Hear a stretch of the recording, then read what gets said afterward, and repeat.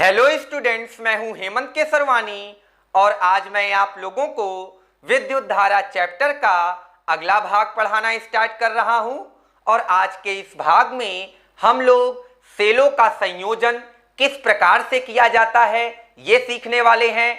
और आप सभी को तो पता ही है कि चाहे फिजिक्स हो या फिर केमिस्ट्री हो, उनके बड़े से बड़े कॉन्सेप्ट को हम लोग फोटो और कहानियों के जरिए बहुत ही आसानी से समझ लेते हैं। तो चलिए बिना देर किए आज के इस वीडियो को शुरू करते हैं। और आज का टॉपिक क्या है वो सामने बोर्ड पर आप सभी को लिखा हुआ दिख रहा होगा, फिर भी मैं इसे एक बार पढ़ देता हूं। तो आज का टॉपिक है सेलों का संयोजन, और इसे इंग्लिश में क्या कहेंगे? Combination of cell. तो जिस प्रकार से हम लोगों ने पहले प्रतिरोधों को श्रेणी क्रम में और समांतर क्रम में जोड़ना सीखा, ठीक उसी प्रकार से आज हम लोग सेलों को श्रेणी क्रम में और समांतर क्रम में जोड़ना सीखेंगे। तो सबसे पहले हम लोग शुरुआत करते हैं श्रेणी क्रम से। तो आइए हेडिंग डाल लेते हैं श्रेणी क्रम, ठीक है। और श्रेणी क्रम को इंग्लिश में क्या बोलेंगे? श्रेणी क्रम को इंग्लिश में हम लोग सीरीज बोलते हैं, ठीक है। बात क्लियर है? तो श्रेणी क्रम सेलों का किस प्रकार से होगा, ये कैसे पता चलेगा? तो उसके लिए मान लेते हैं कि हमारे पास दो सेल हैं। क्यों दो सेल ले रहे हैं? क्योंकि सबसे सरल उदाहरण दो सेल के लिए ही बनेगा। दो से अधिक सेल लेंगे थोड़ा कॉम्प्लिकेटेड होगा, इसलिए सबसे सरल उदाहरण से हम लोग शुरुआत करते हैं। तो मान लेते हैं हमारे पास दो सेल हैं, ठीक है। तो फोटो के जरिए देखिए, तो दो सेलों में से पहला सेल आपका यहां पर फोटो के जरिए मैं आप लोगों को दिखा दिया, ठीक है। अब इस पहले सेल का जो विद्युत वाहक बल है मैंने मान लिया E1 है और आंतरिक प्रतिरोध R1 है। इसी प्रकार का एक दूसरा सेल भी है और उसका भी फोटो हम लोग बना लेते हैं कि ये आपका दूसरा सेल और उसका आंतरिक प्रतिरोध। तो दूसरे सेल के विद्युत वाहक बल को E2 से और आंतरिक प्रतिरोध को R2 से मैंने दिखा लिया, ठीक है। तो इन दोनों सेलों को हमें जोड़ना है श्रेणी क्रम में। तो हम क्या करते हैं कि पहले सेल के निगेटिव टर्मिनल को दूसरे सेल के पॉजिटिव टर्मिनल से जोड़ देते हैं। देखिए, जो बड़ी वाली लकीर है वो पॉजिटिव टर्मिनल को प्रदर्शित करती है और जो छोटी वाली लकीर है वो निगेटिव टर्मिनल को प्रदर्शित करती है। ठीक उसी प्रकार से यहां पर बड़ी वाली लकीर पॉजिटिव टर्मिनल और छोटी वाली लकीर निगेटिव टर्मिनल। तो मैंने पहले सेल के निगेटिव टर्मिनल को दूसरे सेल के पॉजिटिव टर्मिनल से जोड़ दिया। अब यहां पर आप देख रहे हो कि पहले सेल का पॉजिटिव टर्मिनल और दूसरे सेल का निगेटिव टर्मिनल क्या है? स्वतंत्र हैं। ये बाह्य परिपथ से जुड़ने के लिए स्वतंत्र हैं। तो इस प्रकार की व्यवस्था को हम क्या बोलेंगे? श्रेणी क्रम व्यवस्था बोलेंगे, ठीक है। तो देखिए कि पहले सेल में जो धारा है I है, तो अगर सेलों को श्रेणी क्रम में जोड़ा जाए तो प्रत्येक सेल में धारा क्या होती है? समान होती है।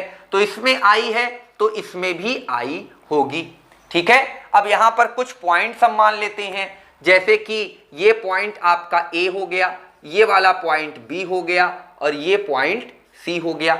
यानी पहले सेल के सिरों के बीच जो बिंदु है वो AB है और दूसरे सेल के सिरों के बीच बिंदु क्या है? BC है, ठीक। तो इन दोनों सेलों के तुल्य सेल कौन सा होगा उसको हम फोटो में दिखा लेते हैं कि इन दोनों सेलों के तुल्य सेल आपका क्या होगा? ये होगा भैया, ठीक। मैंने फोटो में दिखा लिया, ठीक है। तो ये क्या होगा? तुल्य विद्युत वाहक बल इन दोनों का, तो E इक्विवेलेंट लिख लिए।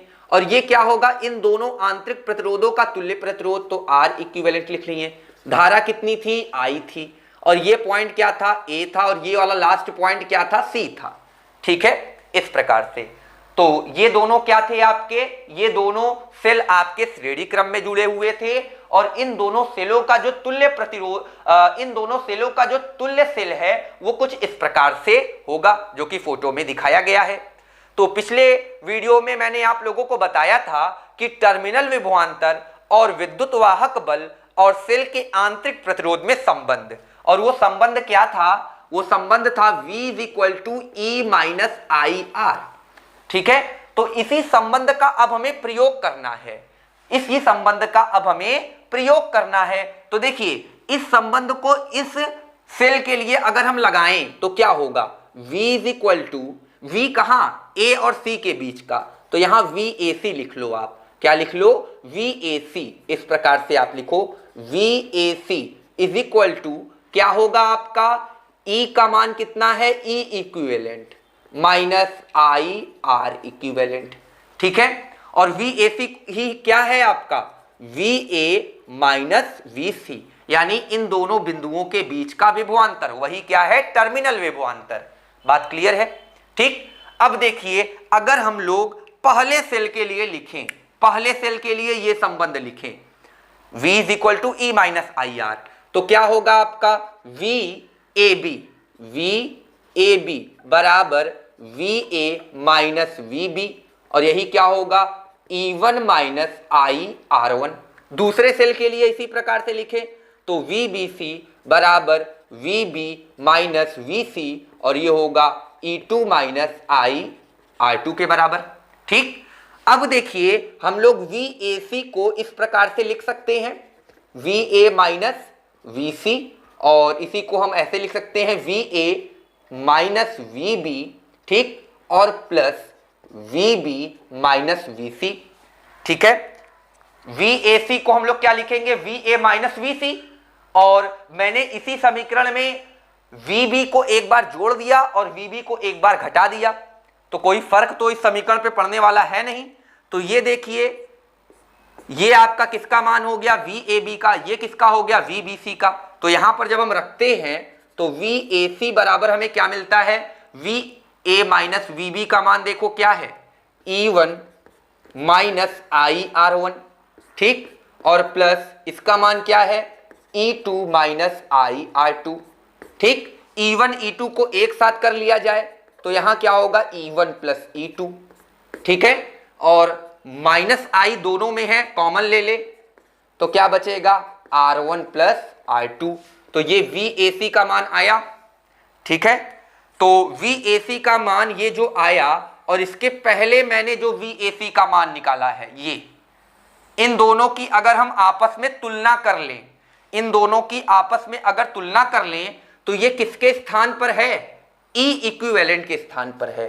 तो E इक्विवेलेंट कितना आएगा आपका, E1 प्लस E2, यानी तुल्य विद्युत वाहक बल कितना होगा, दोनों सेलों के विद्युत वाहक बलों के योग के बराबर, और जो तुल्य आंतरिक प्रतिरोध होगा वो कितना आएगा, R1 प्लस R2, यानी दोनों सेलों के आंतरिक प्रतिरोधों के योग के बराबर।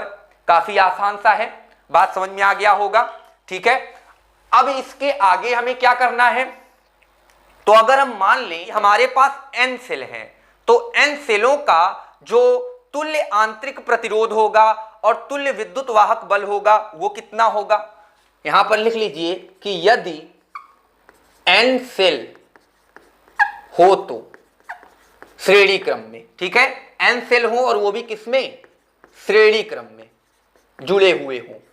ठीक, तो जो तुल्य विद्युत वाहक बल होगा वो होगा E1 plus E2 plus E3 dot dot dot En तक, और तुल्य आंतरिक प्रतिरोध कितना होगा, R1 plus R2 plus R3 plus dot dot dot Rn तक।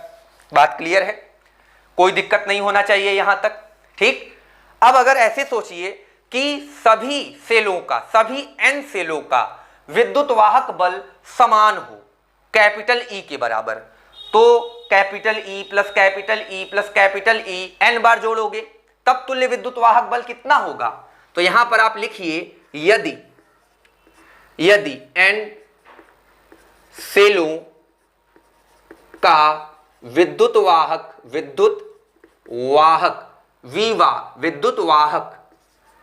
बल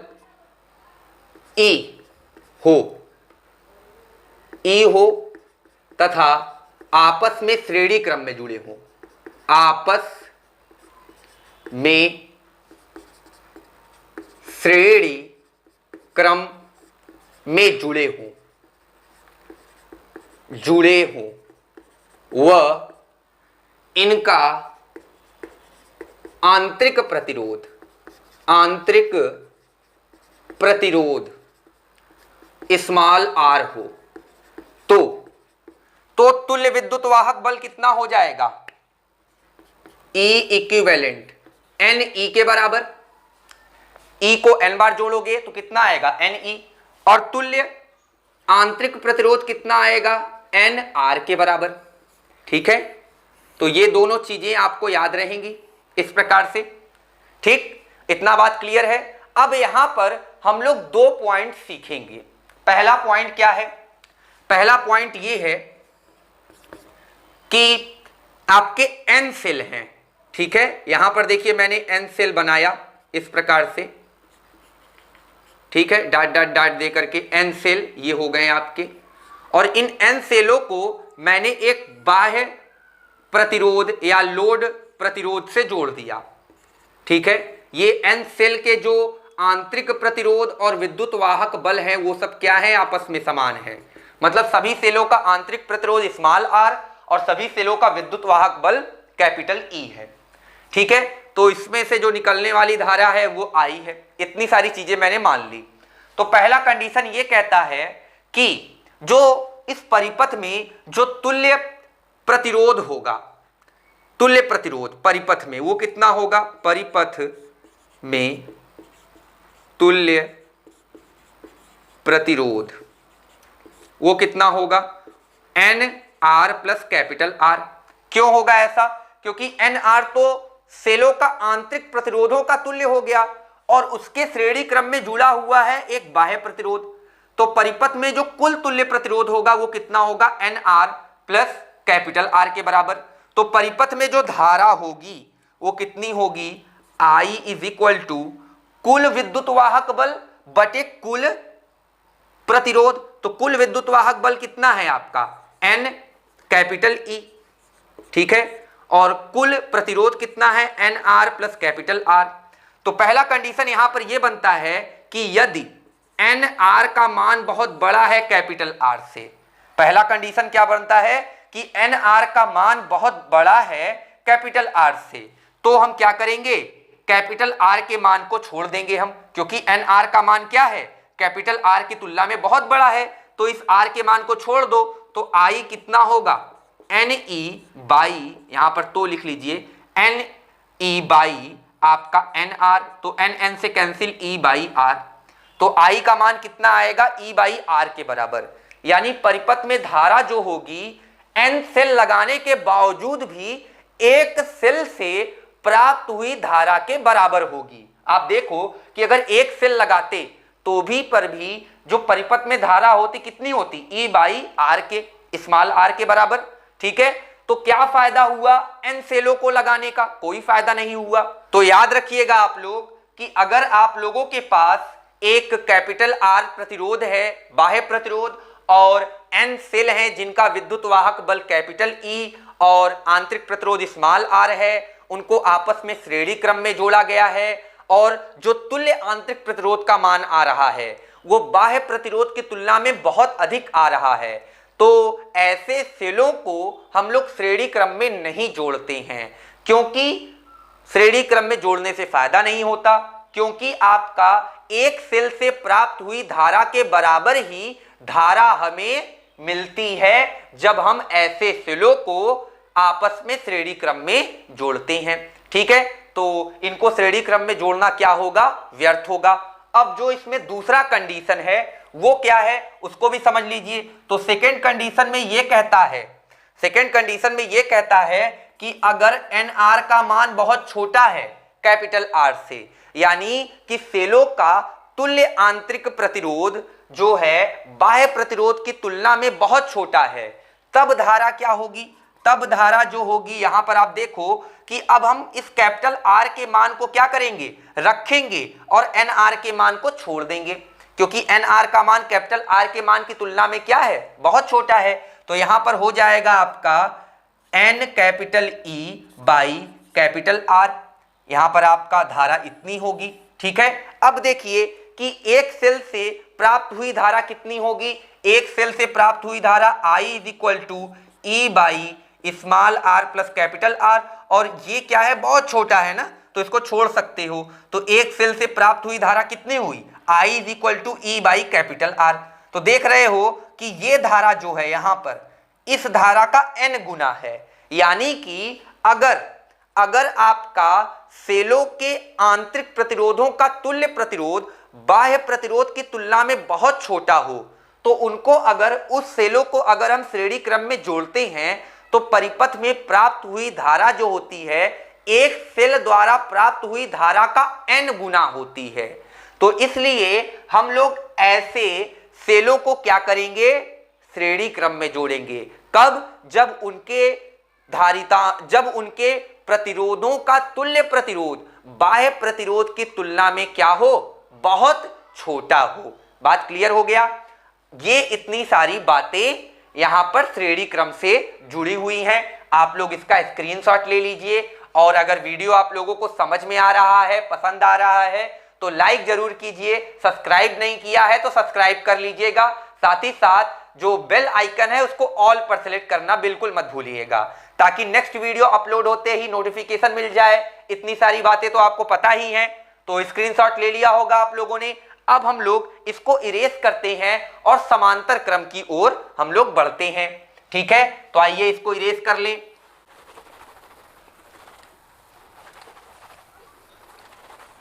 सेलों का समांतर क्रम शुरू करने से पहले हम लोग श्रेणी क्रम से जुड़ा हुआ एक और इंपॉर्टेंट पॉइंट सीख लेते हैं, क्योंकि इसका उपयोग आंकिक प्रश्नों में बहुत ज्यादा होता है।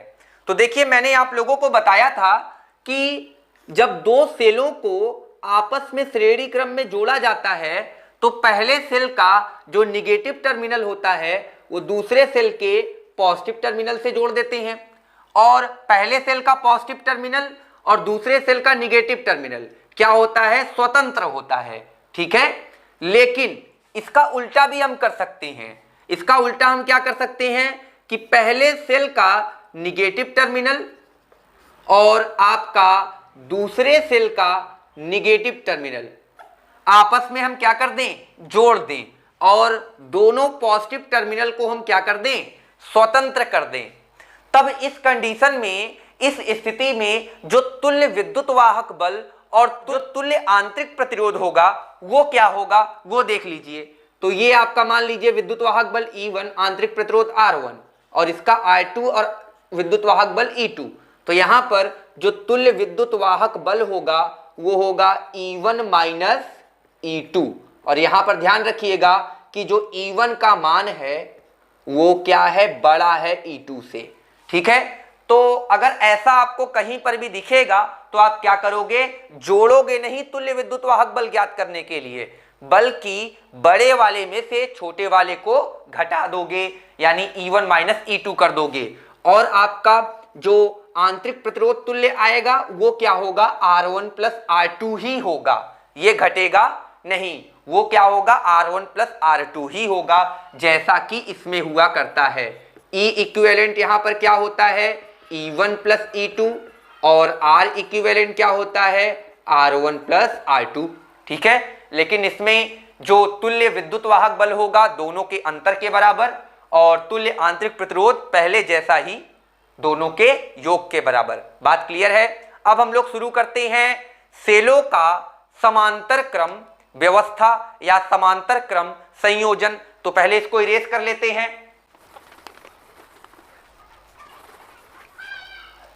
तो समांतर क्रम व्यवस्था समझने के लिए हम लोग सबसे पहले हेडिंग डाल लेते हैं, समांतर क्रम। ठीक है, और समांतर क्रम को अंग्रेजी में क्या बोलेंगे, पैरेलल। ठीक है, PARALLEL। ठीक, तो समांतर क्रम व्यवस्था को समझने के लिए हम क्या करेंगे, फिर से फोटो बनाएंगे। सबसे सरल उदाहरण दो सेल का लेंगे। तो देखिए हमारे पास ये एक पहला सेल है, ठीक, और ये क्या है, एक दूसरा सेल है, इस प्रकार से। ठीक है, तो मैंने क्या किया कि पहले सेल के पॉजिटिव टर्मिनल और दूसरे सेल के निगेटिव टर्मिनल को एक पॉइंट से जोड़ दिया। ठीक है, और दूसरे सेल के निगेटिव टर्मिनल और पहले सेल के निगेटिव टर्मिनल को दूसरे पॉइंट से जोड़ दिया। ठीक है, इस प्रकार से। बात क्लियर है।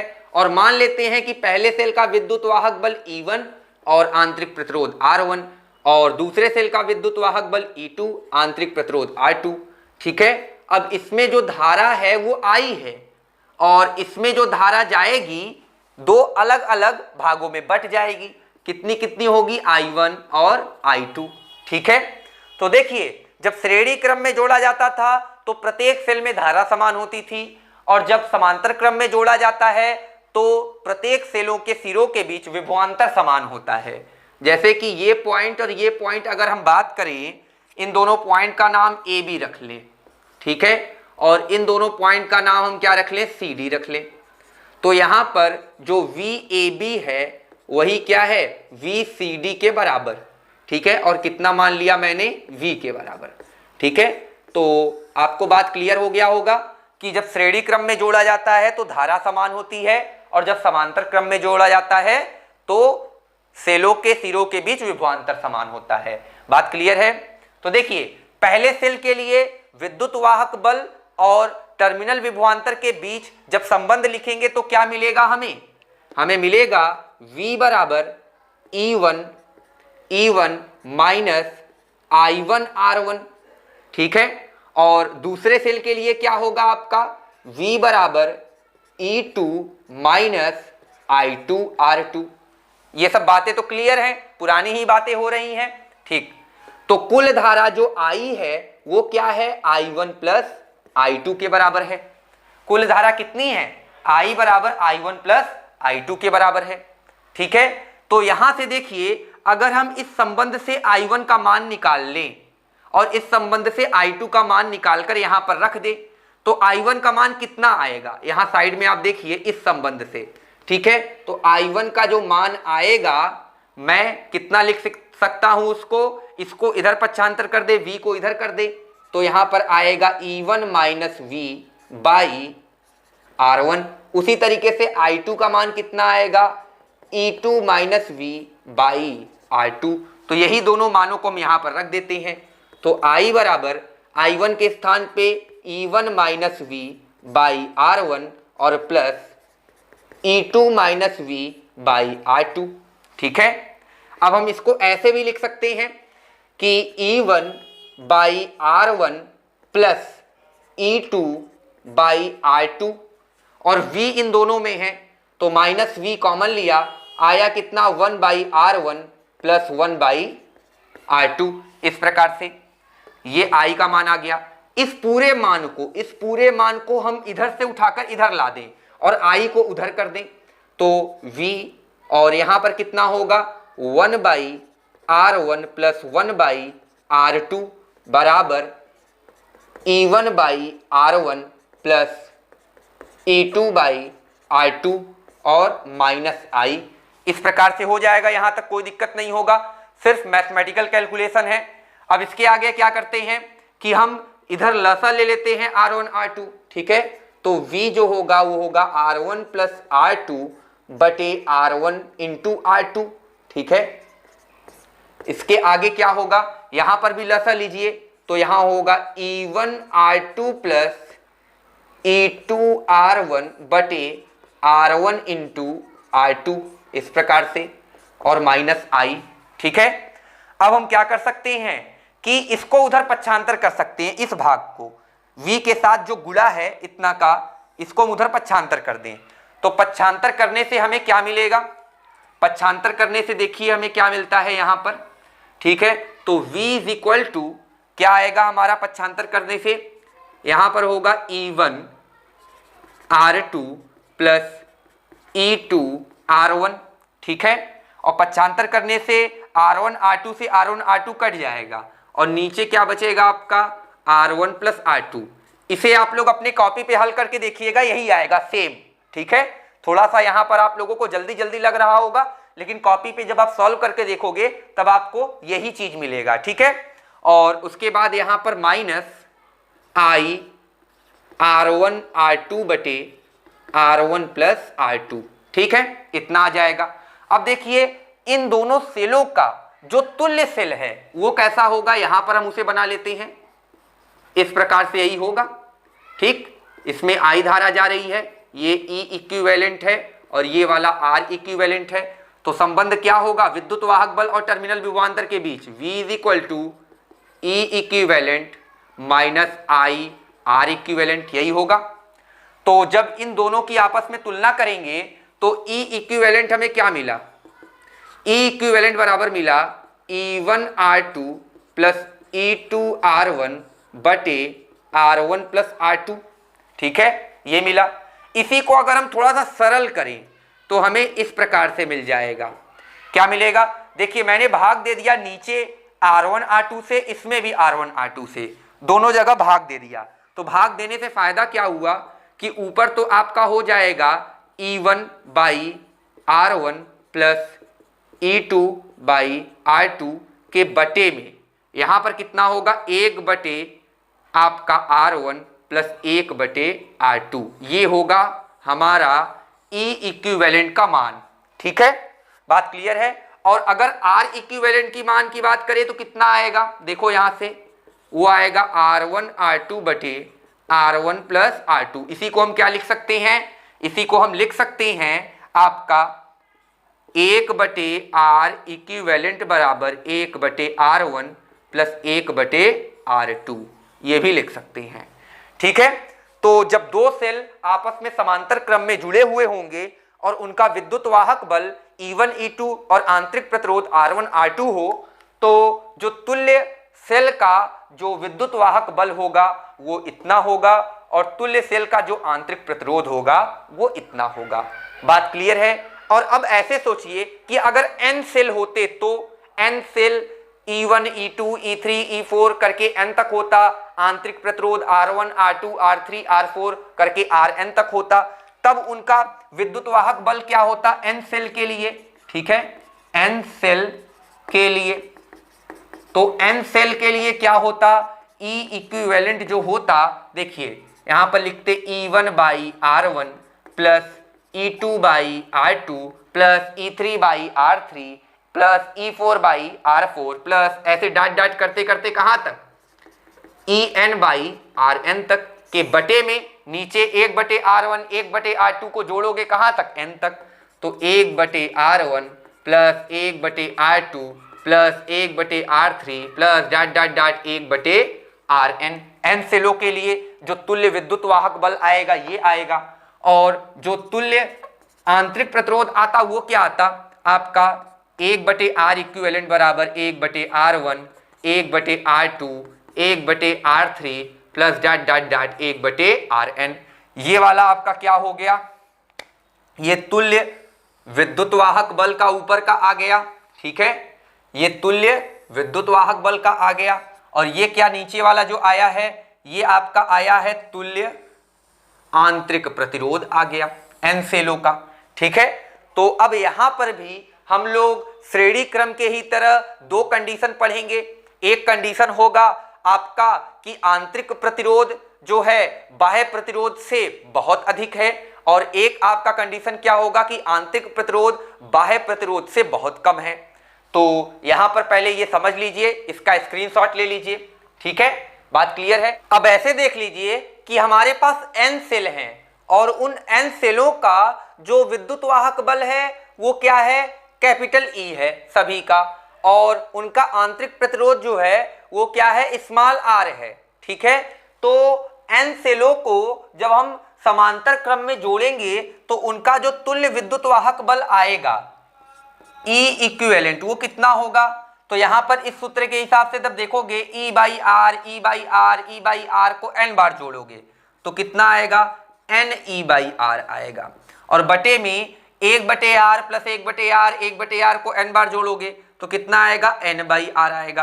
तो n बाई आर से कट जाएगा, बचेगा क्या, E, यानी तुल्य विद्युत वाहक बल क्या होगा, E के बराबर। यानी n सेल हैं जिनमें प्रत्येक का विद्युत वाहक बल E है, तो उनको अगर समांतर क्रम में जोड़ते हैं तो जो तुल्य विद्युत वाहक बल आता है वो एक सेल के विद्युत वाहक बल के बराबर ही आता है, ठीक है। और आंतरिक प्रतिरोध कितना होगा उनका, R इक्विवेलेंट। तो हम क्या करेंगे, 1 बटे आर 1 बटे आर 1 बटे आर को n बार जोड़ेंगे तो आएगा कितना, n बाई आर, और उसका व्युत्क्रम लेंगे तो क्या हो जाएगा, R बाई n। तो ये आपका हो गया क्या, तुल्य आंतरिक प्रतिरोध, और ये क्या है, तुल्य विद्युत वाहक बल। तो दोनों कंडीशन को समझने के लिए हमें पहले इसको इरेज करना होगा। तो आइए पहले इसे इरेज कर लेते हैं हम लोग, फिर आगे की बातें करते हैं। ठीक है,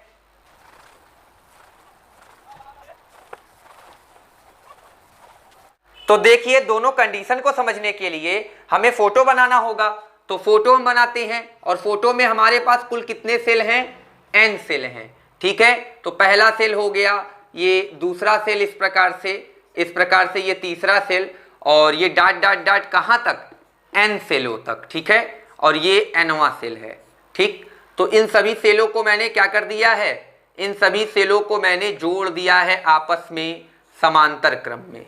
ठीक है, इस प्रकार से।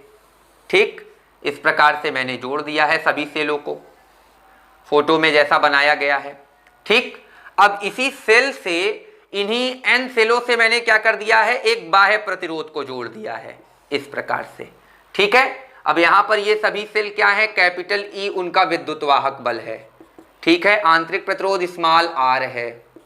ठीक, तो अभी मैंने आप लोग को बताया कि जो तुल्य विद्युत वाहक बल आएगा वो एक सेल के विद्युत वाहक बल के बराबर होगा, और आंतरिक प्रतिरोध जो आएगा वो R/N के बराबर होगा। ठीक है, बात क्लियर है? तो जो धारा होगी I वो कितनी होगी? I इज इक्वल टू, ये लोड प्रतिरोध R है मान लीजिए, तो I इज इक्वल टू कुल विद्युत वाहक बल बटे परिपथ में कुल प्रतिरोध। तो परिपथ में कुल प्रतिरोध कितना है? ये आपका आंतरिक प्रतिरोध का तुल्य प्रतिरोध और ये बाह्य प्रतिरोध, दोनों श्रेणी क्रम में हैं, तो R/N प्लस कैपिटल R इतना हो जाएगा। तो इसको अगर हम थोड़ा सा हल करें तो कितना आएगा? NE/R प्लस NR, लसा लेने पर आपका ये आ जाता है। तो पहला कंडीशन है कि R का मान क्या है? बहुत बड़ा है कैपिटल R से। R क्या है आपका? बहुत बड़ा है कैपिटल R से। तो हम क्या करेंगे? तो हम करते हैं कि इस I के मान में जो ये NR है, ठीक है, इस NR के मान को क्या कर देंगे? हम लोग छोड़ देंगे, क्योंकि यहां पर जो स्मॉल r है वो कैपिटल R से बहुत बड़ा है, इसलिए हम क्या कर देंगे? इस मान को छोड़ देंगे। तो धारा क्या होगी? I is equal to NE/ क्या होगा? स्मॉल r के बराबर होगा। यानी आप देख रहे हो कि एक सेल के द्वारा जो धारा होगी उतने का n गुना हमें धारा मिलेगा जब इस प्रकार के n सेलों को समांतर क्रम में हम जोड़ते हैं। ठीक है, बात क्लियर है कि नहीं? यहां पर आप देख रहे हो कि एक सेल द्वारा जो धारा होगी वो कितनी होगी? वो I is equal to E/R के बराबर होगी, एक सेल द्वारा धारा। अब यहां पर जो मिल रहा है, एक सेल द्वारा प्राप्त धारा का n गुना मिल रहा है। बात क्लियर है? तो इस प्रकार की व्यवस्था में हमें जो बाह्य परिपथ में धारा होगी वो क्या होगी? एक सेल द्वारा प्राप्त धारा का n गुना होगा। और दूसरा कंडीशन अगर हम कर दें कि R का वैल्यू बहुत कम है कैपिटल R से, तो क्या होगा? तो हम करेंगे यहां पर इस स्मॉल r की वैल्यू को छोड़ना पड़ेगा हमें। तो हम यहां पर क्या लिखेंगे? जो धारा I होगी NE/NR के बराबर होगी, n से कैंसिल हो जाएगा, E/R होगा। ठीक है, तो इस प्रकार से धारा कितनी हो जाएगी? E/R के बराबर। तो एक सेल के द्वारा जो प्राप्त धारा है I वो कितना होगा? आपका I plus capital R, sorry small r plus capital R। और यहां पर मैंने क्या बताया कि R जो है बहुत छोटा है, तो इसलिए हम लोग क्या कर देंगे? R के मान को छोड़ेंगे तो E/R। एक सेल से प्राप्त हुई धारा कितनी होगी? E/R। और यहां n सेलों को समांतर क्रम में जोड़ने पर प्राप्त हुई धारा कितनी है? E/R। तो क्या फायदा हुआ n सेलों को समांतर क्रम में जोड़ने का, जब प्राप्त हुई धारा एक सेल द्वारा प्राप्त हुई धारा के बराबर ही है। तो इसलिए ध्यान रखिएगा कि अगर आपका सेल का जो आंतरिक प्रतिरोध है वो बाह्य प्रतिरोध की तुलना में बहुत छोटा है, बहुत ज्यादा छोटा है, तो उस कंडीशन में हम क्या करेंगे? सेलों को समांतर क्रम में नहीं जोड़ेंगे। ठीक है, बात क्लियर है? तो ये आप लोगों को ध्यान रखना है, स्क्रीनशॉट ले लीजिए। उम्मीद करता हूं कि आज का ये वीडियो आप लोगों को समझ में आ गया होगा, सेलों के संयोजन, श्रेणी क्रम और समांतर क्रम। ठीक है, तो अब मिलते हैं आप सभी लोगों से नेक्स्ट वीडियो में। तब तक आप सभी को नमस्कार, धन्यवाद।